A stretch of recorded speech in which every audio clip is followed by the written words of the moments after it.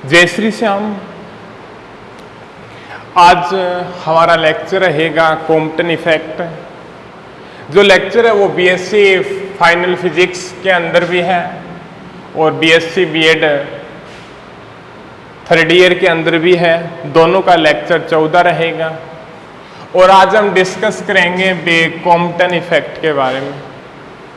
सन 1923 के अंदर कॉम्पटन नाम के एक साइंटिस्ट ने बताया कि जब अधिक ऊर्जा वाली एक्स किरण को किसी पदार्थ जैसे ग्रेफाइट पर आपतित किया जाता है तो आपतित होने के पश्चात प्रकीर्णित एक्स किरण के तरंग दैर्ध्य की मान में क्या होती है? भी वृद्धि होती है।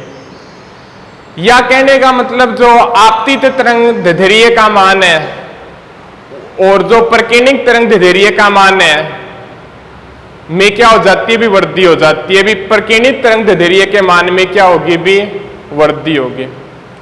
दोबारा मैं बता दूं भी या दूसरी डेफिनेशन के अकॉर्डिंग उसने क्या बताया? भी आपतित किरण के तरंग दैर्ध्य से अधिक तरंग दैर्ध्य की प्रकीर्णित किरण के पाए जाने की घटना को कॉम्पटन इफेक्ट कहते हैं। भी ये मानिएगा आप भी ये कोई पदार्थ मान लो, जब इसके ऊपर कोई एक्स किरण प्राप्त होती है जिसकी वेवलेंथ मान लो क्या है? भी ये है और यहां से जब इसकी वेवलेंथ क्या मान लो? भी ये है। भी कहने का मतलब ये हो गया भी एक्स किरण प्रकीर्णन प्रयोग में आपतित किरण के तरंग दैर्ध्य से प्रकीर्णित किरण के तरंग दैर्ध्य के मान में वृद्धि का पाया जाना या अधिक तरंग दैर्ध्य की प्रकीर्णित किरण का प्राप्त होना क्या कहलाता है? भी कॉम्पटन इफेक्ट कहलाता है। भी यहाँ पे क्या है? भी वेवलेंथ कम है और यहाँ पे वेवलेंथ क्या है? भी ज्यादा है। इस प्रकार के एक्सपेरिमेंट या इस एक्सपेरिमेंट को बोलते हैं भी कॉम्पटन इफेक्ट। अब दूसरी अकॉर्डिंग क्लासिकल मैकेनिक्स क्या कहती है? भी यहां पे जो कॉम्पटन इफेक्ट को है भी क्वांटम मैकेनिक्स सेटिस्फाई करती है। ठीक है, तो यहां पे क्लासिकल मैकेनिक्स क्यों नहीं सेटिस्फाई करती? क्लासिकल मैकेनिक्स एक बात बताती है भी जब भी कोई किरण किसी इलेक्ट्रॉन पर आपतित होती है तो आपतित होने के पश्चात इलेक्ट्रॉन क्या कर लेता है? भी कंपन कर लेता है और उसके बाद में अनाबा आपतित किरण के समान तरंग दैर्ध्य की प्रकीर्णित किरण प्राप्त होती है। कहने का मतलब ये बताता है भी जो आपतित किरण की वेवलेंथ होगी और वो ही क्या होगी? भी प्रकीर्णित किरण की वेवलेंथ होगी। किरण की वेवलेंथ होगी, दोनों वेवलेंथ क्या होगी? भी सेम होगी। ये क्लासिकल मैकेनिक्स बताती है। बट कॉम्पटन इफेक्ट क्या कहता है? भी जो प्रकीर्णित किरण का तरंग दैर्ध्य होगा वो आपतित तरंग किरण के तरंग दैर्ध्य से क्या होगा? भी ज्यादा होगा। तो इस बात को क्लासिकल मैकेनिक्स सेटिस्फाई नहीं करते और यहाँ पे क्लासिकल मैकेनिक्स क्या हो जाती है? भी फेल हो जाती है। अब हम डिस्कस करेंगे कॉम्पटन इफेक्ट के बारे में। कॉम्पटन विस्थापन की वैल्यू को फाइंड करेंगे। बहुत बार एग्जाम के अंदर कॉम्पटन विस्थापन को पूछा जाता है। तो देखिएगा कॉम्पटन विस्थापन के बारे में डिस्कस करते हैं। अब मान लो भी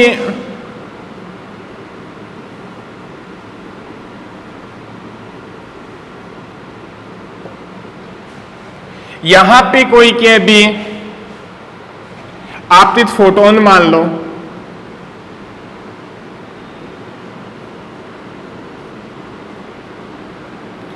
ये मान लो क्या भी आपतित फोटोन। ठीक है, जिसकी वेवलेंथ क्या मान लो? भी लैम्डा है। तो यहां पे क्या हो जाएगा? भी इक्वल टू क्या हो जाएगा? भी एच न्यू एनर्जी हो जाएगी और P1 क्या हो जाएगी? भी एच न्यू डैश अपॉन सी। ये मोमेंटम हो जाएगा। और ये क्या है भी, फोटोन क्या होता है भी, यहाँ पे जो मुक्त इलेक्ट्रॉन होते हैं भी, कोई भी पदार्थ है उसके जो मुक्त इलेक्ट्रॉन होता है उससे क्या होता है भी, टकराता है। और टकराने के पश्चात क्या होता है भी, टकराने की कंडीशन के अंदर मान लो भी इलेक्ट्रॉन का एनर्जी मान लो कि अभी आप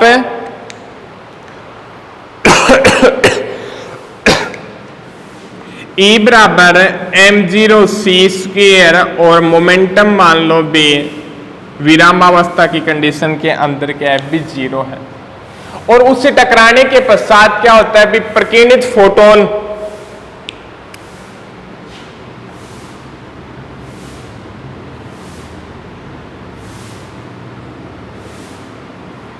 इसकी वेवलेंथ मान लो क्या है भी लैम्डा है, अधिक तरंग दे रही है।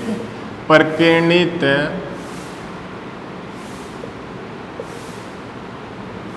फोटोन, इसकी एनर्जी क्या हो जाएगी भी, E2 equal to H nu dash मान लो आप है। और मोमेंटम क्या हो जाएगा भी, P2 equal to H nu dash upon C मान लो। और ये जो प्रकीर्णित फोटोन होगा वो यहां से क्या होता है भी, फाई कोण बनाते हुए क्या है भी निकलता है। उसके बाद में जो मुक्त इलेक्ट्रॉन है भी, यहां से कोई आपतित फोटोन, ये जो कोई पदार्थ है उसके मुक्त इलेक्ट्रॉन से टकराएगा। टकराने के पश्चात फोटोन प्रकीर्णित फोटोन क्या हो जाएगा भी, प्रकीर्णित हो जाएगा। उसके बाद में इलेक्ट्रॉन भी क्या हो जाता है भी, प्रकीर्णित हो जाता है। तो यहां पे ये मान लो क्या है भी, प्रकीर्णित इलेक्ट्रॉन, ठीक है। प्रकीर्णित इलेक्ट्रॉन, तो यहां पे क्या हो जाएगा भी, ये इससे एंगल मान लो क्या है भी थीटा। तो इसकी जो एनर्जी हो जाएगी वो क्या हो जाएगी भी, यहां पे क्या माना भी, E माना है तो इसको E डैश मान लो, E डैश mc²। ये फोटोन की हो गई और ये क्या हो गई भी आपकी इलेक्ट्रॉन की। और मोमेंटम मान लो क्या हो जाएगा भी, mv मोमेंटम हो जाएगा, ठीक है। अब यहां से भी इसका जो परपेंडिकुलर घटक है, परपेंडिकुलर घटक क्या हो जाएगा भी, ये mv है मोमेंटम का, तो ये mv साइन थीटा हो जाएगा। और ये घटक क्या हो जाएगा भी आपका mv कोस थीटा हो जाएगा। इस कंडीशन के अंदर ये क्या हो जाएगा भी आपका H nu dash upon C, sorry cos phi हो जाएगा। और इसका लंबवत घटक क्या हो जाएगा बी, H nu dash upon C sine phi हो जाएगा। ये चीज क्या होगी भी आपके पास प्राप्त होगी। अब उसके बाद में देखते हैं भी ये जो डायरेक्शन होगी वो क्या हो जाएगी भी, इंसिडेंट डायरेक्शन हो जाएगी फोटोन की। यहां तक बात क्लियर हो गई आपकी भी। कोई फोटोन आया, आने के पश्चात क्या है भी वो यहां पे कोई पदार्थ है उसके इलेक्ट्रॉन से टकराए, टकराने के पश्चात क्या है भी फोटोन प्रकीर्णित हो गया। और प्रकीर्णित फोटोन की क्या होती है भी, कॉम्पटन इफेक्ट के अंदर पढ़ते हैं भी, वेवलेंथ के मान में क्या होती है भी, वृद्धि होती है। और उसके बाद में यहां से जो इलेक्ट्रॉन है वो भी क्या हो गया भी, प्रकीर्णित हो गया। तो यहाँ पे जो इसकी एनर्जी फैक्टर निकाल लिया, प्रकीर्णित फोटोन का एनर्जी फैक्टर निकाल लिया। और वेवलेंथ के मान में वृद्धि क्या होती है भी, दूसरी बात ये और बताता है भी इनके मध्य जो टक्कर होगी वो प्रत्याश टक्कर होती है। और प्रत्याश टक्कर के अंदर एनर्जी के मान में भी किसी भी प्रकार का क्या होता है भी, चेंज नहीं होता है। और चेंज नहीं होगा तो यहाँ पे क्या होगी भी, इसकी ऊर्जा स्टार्टिंग की ऊर्जा व्याप्तित होने से पूर्व की ऊर्जा, प्रकीर्णित होने के बाद की ऊर्जा के, या टक्कर से पूर्व की ऊर्जा टक्कर के बाद की ऊर्जा की क्या होगी भी, बराबर होगी। ठीक है। अब दूसरी बात ये बता दो वेवलेंथ के मान में कैसी ऊर्जा होगी भी, यहाँ पे एनर्जी ये है तो यहाँ पे एनर्जी का फैक्टर क्या है बी, h डैश है। और जब वेवलेंथ क्या है भी ज्यादा प्राप्त हो रही है तो एनर्जी क्या होती है भी कम होगी, क्योंकि वेवलेंथ के अपोजिट होती है भी एनर्जी। ठीक है, अब टक्कर से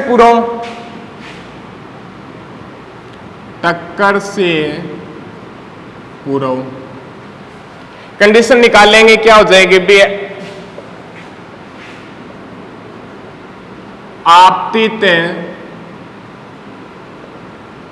फोटोन की ऊर्जा क्या हो जाएगी भी, आपतित फोटोन की ऊर्जा E1 equal to H nu आपतित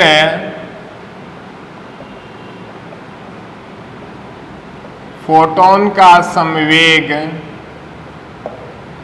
वो क्या हो जाएगा अभी आपका P1 equal to H nu upon C हो जाएगा। ठीक है,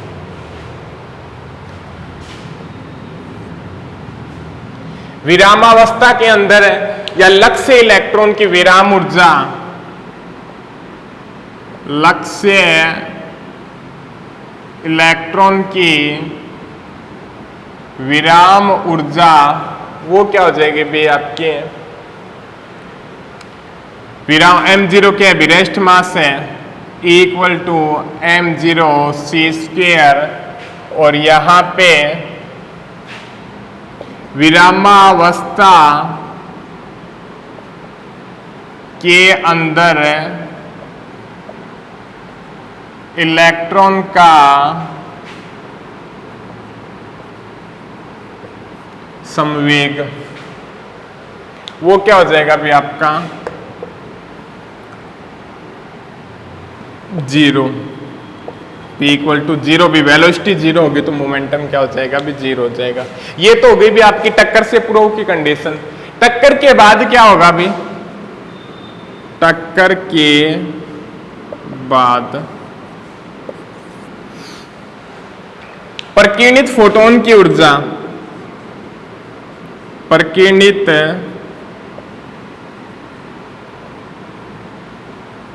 फोटोन की ऊर्जा वो क्या हो जाएगी भी आपकी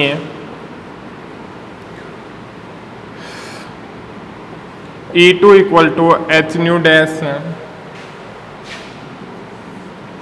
प्रकीर्णित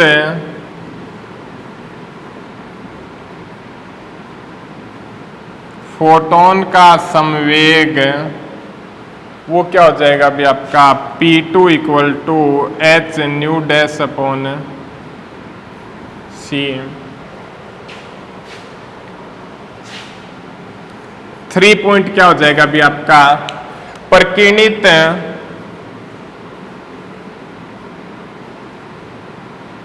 इलेक्ट्रॉन की ऊर्जा वो क्या हो जाएगा अभी, यहां से जो इलेक्ट्रॉन है वो बाहर निकल के आ जाता है, प्रकीर्णित फोटोन क्या है अभी चला जाता है। प्रकीर्णित इलेक्ट्रॉन की ऊर्जा क्या हो जाएगी अभी E dash equal to mc², और प्रकीर्णित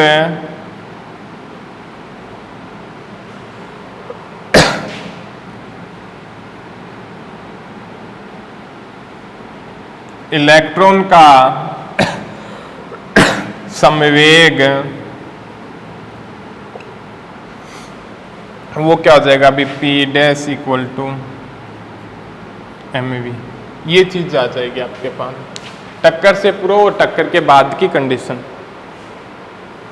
अब देखिएगा अभी ये बताता है भी यहाँ पे जो इसके मध्य जो टक्कर होती है वो पूर्णतः क्या होती है भी प्रत्यास्थ टक्कर होती है। ठीक है, तो ऊर्जा संरक्षण के नियमानुसार टक्कर से पूर्व की ऊर्जा क्या होगी और टक्कर के बाद की ऊर्जा क्या होगी।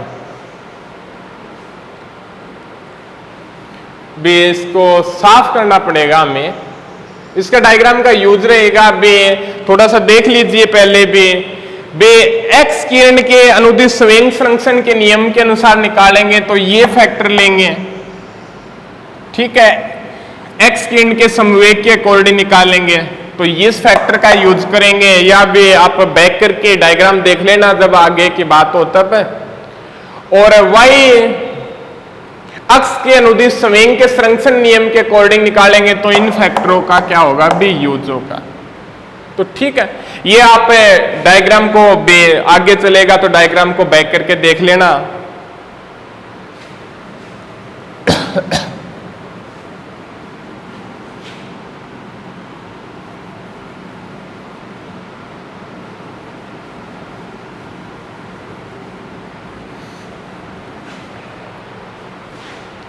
ऊर्जा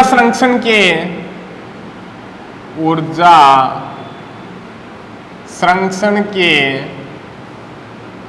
नियमानुसार टक्कर से पूर्व ऊर्जा और टक्कर के बाद ऊर्जा, टक्कर से पूर्व की ऊर्जा आपकी क्या हो जाएगी भी, एच न्यू प्लस m0, थोड़ा सा ऊपर लिख देते हैं, h new plus m0 c square, ठीक है। और टक्कर के बाद की ऊर्जा आपकी क्या हो जाएगी भी, आपकी देखिएगा h nu dash plus m c square, ठीक है। अब यहां से एम सी स्क्वायर की इक्वल वैल्यू निकाल लेंगे तो वो क्या हो जाएगी भी, एम सी स्क्वायर क्या हो जाएगा भी आपका, ये इधर आ गया अभी H nu minus nu dash plus m0 c square, equation number आप 1 मान लो। एक इक्वेशन तो क्या है भी आपके पास ये प्राप्त हो गई। अब क्या बताता है भी,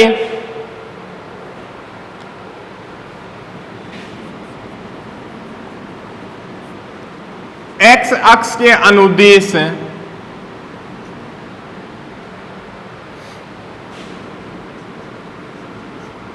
समवेग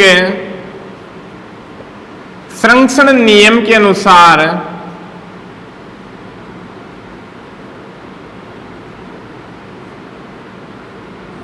एक्स अक्ष के अनुदिश समवेग संरक्षण नियम के अनुसार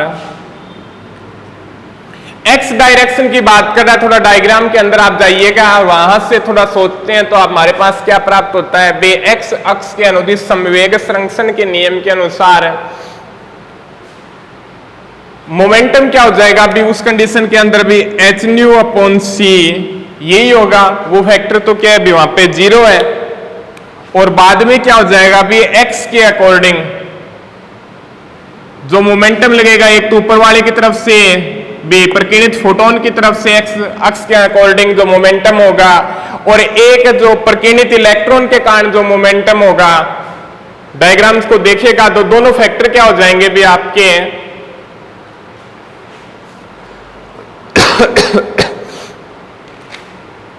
दोनों फैक्टर क्या हो जाएंगे भी, h nu dash h nu dash upon c, phi होना चाहिए अकॉर्डिंग कोस फाई, और यहां पे क्या हो जाएगा भी आपका एम वी, और ये क्या हो जाएगा भी एम वी उसके अंदर कोस थीटा, और यहां से निकालेंगे तो वो आपके पास क्या आ जाएगा भी, सी मल्टीप्लीकेशन कर दो h nu dash cos phi plus m v c cos theta, और यहां पे m v c cos theta आपका क्या हो जाएगा भी, h nu dash cos phi, ये मान लो इक्वेशन नंबर 2 आ गई आपकी। ठीक है। अब देखिएगा वाई एक्स के अनुदिश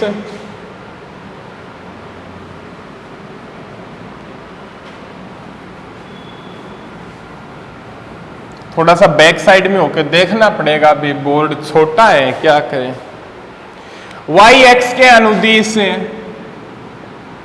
वाई एक्स के अनुदिश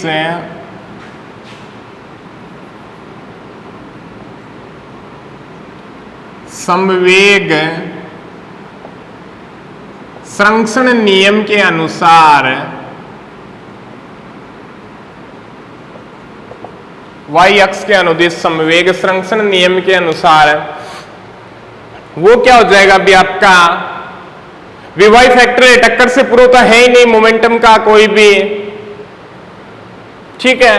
तो यहां पे क्या होगा अभी, एक तो प्रकीर्णित फोटोन के कारण वाई फैक्टर निकलेगा और एक प्रकीर्णित इलेक्ट्रॉन के कारण क्या होगा अभी वाई फैक्टर निकलेगा। तो उसके जो ऊपर वाला जो वाई फैक्टर होगा वो क्या हो जाएगा अभी, दोनों एक दूसरे के भी अपोजिट होंगे, भी टक्कर से पूर्व तो क्या हो जाएगा अभी 0 हो जाएगा, यही बात होगी। और उसके टक्कर के बाद में क्या हो जाएगा अभी, ऊपर वाला फैक्टर है अभी ये था, भी एक तो ये फैक्टर हो जाएगा और ये फैक्टर हो जाएगा, दोनों एक दूसरे के क्या है भी अपोजिट है। तो इस फैक्टर की भी टक्कर से पूर्व तो है ही नहीं वाई का फैक्टर, तो यहां पे जो मोमेंटम की वैल्यू होगी वो क्या हो जाएगी भी h nu dash upon C sine phi minus दोनों एक दूसरे के अपोजिट है, डायरेक्शन अलग अलग है, तो वो क्या हो जाएगा b m v sine theta, यही हो जाएगा। और यहां से क्या आ जाएगा भी आपका 0 h nu dash sine phi, c से मल्टीप्लिकेशन कर दो m v c sine theta, और यहाँ पे m v c sine theta h nu dash sine phi हो जाएगा। इसको आप दे दो समीकरण नंबर 3, ठीक है। उसके बाद में देख सकते हैं भी ये एक्स अक्ष के अनुदिश संवेग संरक्षण के नियम के अनुसार वैल्यू फाइंड हो गई, ऊर्जा संरक्षण के अकॉर्डिंग मानकर भी ये फैक्टर फाइंड कर लिया, मोमेंटम का ये फैक्टर फाइंड कर लिया एक्स अक्ष के अकॉर्डिंग, और ये फैक्टर का फाइंड कर लिया हमने वाई एक्स के अकॉर्डिंग। तो उसके बाद में देखते हैं अभी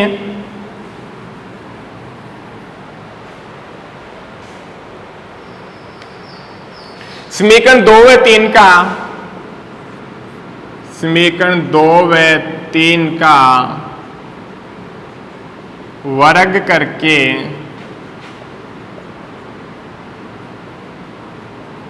जोड़ने पर, समीकरण 2 व 3 का वर्ग करके जोड़ने पर हमारे पास क्या प्राप्त होगा,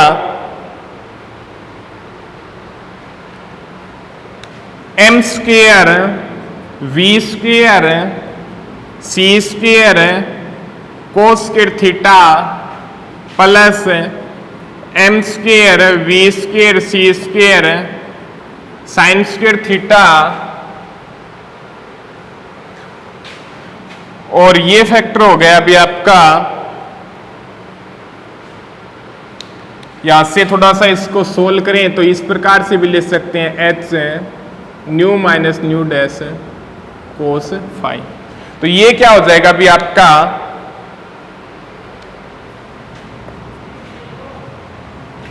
H square nu minus nu dash cos phi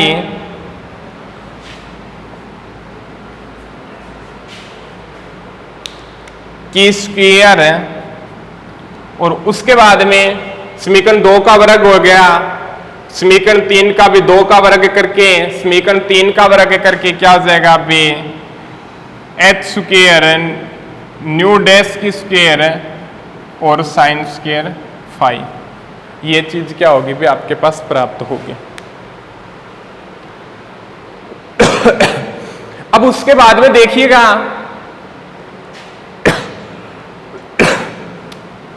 M square v square c square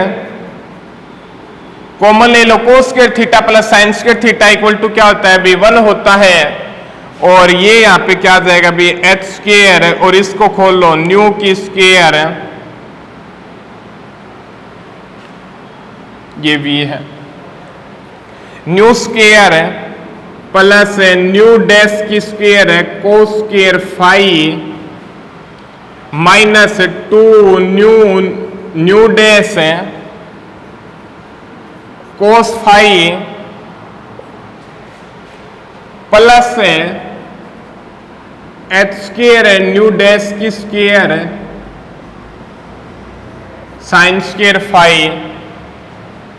ये मान लो आपकी समीकरण नंबर 4 प्राप्त होगी। ठीक है, अब उसके बाद में ये देखते हैं, हो जाएगा थोड़ा तो आगे। समीकरण 1 का वर्ग करने पर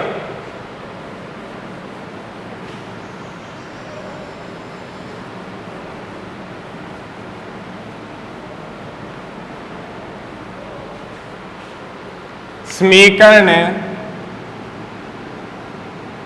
1 का वर्ग करने पर, समीकरण 1 का वर्ग करने पर हमारे पास क्या प्राप्त होगा भी, एम स्क्र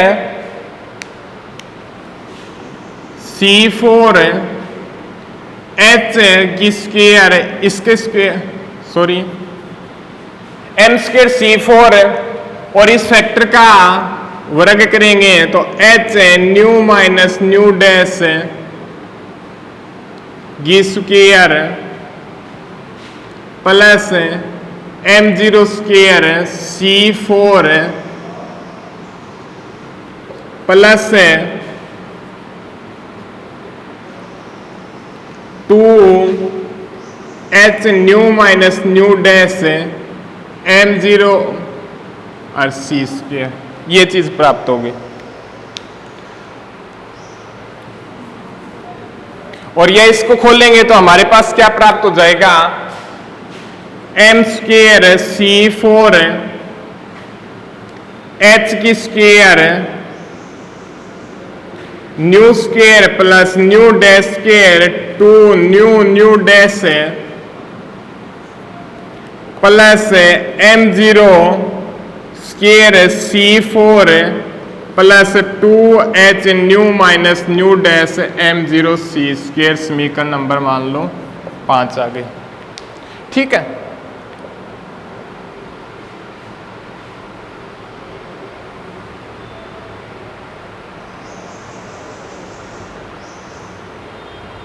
इससे आगे का जो भी डेरिवेशन काफी लंबा है, इससे आगे का डेरिवेशन हम पढ़ेंगे अगले लेक्चर के अंदर।